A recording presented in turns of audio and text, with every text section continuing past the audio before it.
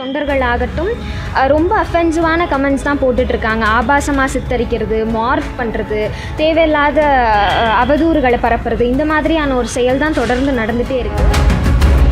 தாவேகா தலைவர் திரு விஜய் அவர்கள் ஏதாவது ஒரு அறிக்கை வாய்மொழியாகவோ இல்லாட்டி வந்துட்டு அறிக்கை எழுத்து வடிவிலையோ கொடுப்பாரு அப்படின்னு நானும் எதிர்பார்த்துட்டே இருந்தேன் இந்த 2 மாத காலமாக. அவரும் எதுவும் கொடுக்குற மாதிரி தெரியல. ஆபாசமான கருத்துக்கள் பதிவு பண்ணும்போது அவங்களுக்கு எப்படிங்க அரசியல் களத்துக்கு வரணும் அப்படின்னு தோணும். நான் கடந்த 3 மாத காலத்துக்கு முன்பாக தாவேகாலேருந்து வெளியேறியிருந்தேன். தாவேகாலேருந்து வெளியேறின சமயத்திலிருந்தே தொடர்ந்து தாவேகா தொண்டர்கள் ஆகட்டும் ரொம்ப அஃபென்சிவான கமெண்ட்ஸ் தான் போட்டுட்ருக்காங்க. ஆபாசமாக சித்தரிக்கிறது, மார்க் பண்ணுறது, தேவையில்லாத அவதூறுகளை பரப்புறது, இந்த மாதிரியான ஒரு செயல் தான் தொடர்ந்து நடந்துகிட்டே இருக்குது நான் வெளியேறின காலம் தொட்டே. நானும் வந்துட்டு தாவேகா தலைவர் திரு விஜய் அவர்கள் ஏதாவது ஒரு அறிக்கை வாய்மொழியாகவோ இல்லாட்டி வந்துட்டு அறிக்கை எழுத்து வடிவிலையோ கொடுப்பாரு அப்படின்னு நானும் எதிர்பார்த்துட்டே இருந்தேன் இந்த 2 மாத காலமாக. அவரும் எதுவும் கொடுக்குற மாதிரி தெரியல. எனக்கு இதுக்கப்புறமும் அவர் கொடுப்பாரு அப்படிங்கிற நம்பிக்கை இல்லை. அதனால தாவேகா தலைவர் திரு விஜய் அவர்கள் மேலேயும் அவரோட தொண்டர்கள் மேலேயும் கம்ப்ளைண்ட் ஃபைல் பண்ணியிருக்கேன் இன்றைக்கி கமிஷனர் ஆஃபீஸில். இளம் பெண்கள் அரசியலுக்கு வர்றது அப்படிங்கிறது இப்போ தான் அதிகமாகிட்டுருக்கு. இப்படி இருக்கக்கூடிய ஒரு சூழலில் அவங்கள பற்றி ஒரு ஆபாசமான கருத்துக்கள் பதிவு பண்ணும்போது அவங்களுக்கு எப்படிங்க அரசியல் களத்துக்கு வரணும் அப்படின்னு தோணும். பெரியார் அவர்கள் அன்றே சொன்னார், கரண்டியை பிடுங்கிட்டு பெண்கள் கையிலேருந்து புத்தகங்களை கொடுங்க அப்படின்னு சொல்லிட்டு. இவங்க மறுபடியும் வந்துட்டு கரண்டியை கொடுக்கக்கூடிய ஒரு நிலையை தான் தாவேகா தொண்டர்கள் ஆகட்டும் தாவேகா தலைவரும் வலியுறுத்துறாரோ அப்படிங்கிறது என்னோட கருத்து.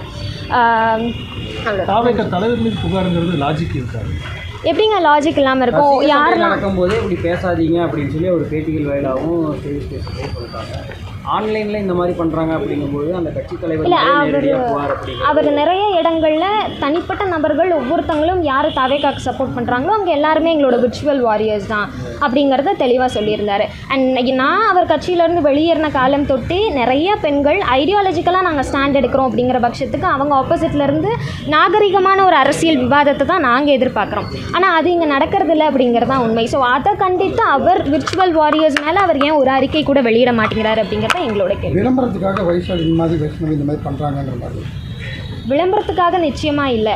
எங்கள் அரசியல் களத்தில் நேர்மையான நியாயமான விவாதங்களை எடுத்து வச்சா அது அட்டென்ஷன் சீக்கர் அப்படிங்கிறது இல்லை இல்லையா? இப்போது நீங்கள் ஒன்று விமர்சனம் பண்ணுறீங்க. பொதுவாகவே ஒவ்வொரு கட்சிக்காரங்க எதிர்கட்சிக்காரங்க விமர்சனம் பண்ணுறது சோசியல் மீடியாவில் இருக்குது. எதிர்கட்சிக்காரங்களை நியாயமான விமர்சனங்கள் நாகரீகமான விமர்சனங்கள் எடுத்து வைக்கிறது அப்படிங்கிறது ஃபைன் தான். நாங்களும் வந்துட்டு கருத்தியல் ரீதியான விமர்சனங்களை தான் எடுத்து வைக்கிறோம். ஸோ நாங்கள் எடுத்து வைக்கும் போது அதுக்கு பதில் தெரியல அப்படிங்கிறதுக்காக நீங்கள் நாகரிகம் அல்லாத ஒரு கருத்துக்களை வெளியிடுறது அப்படிங்கிறது தவறான விஷயம் தானே. அரசியல் அப்படின்னாலே ஒரு நாகரிகத்தை பின்பற்றின ஒரு விவாதமாக இருக்கணும் அப்படிங்கிறது எங்களோட கருத்து. ஓகே.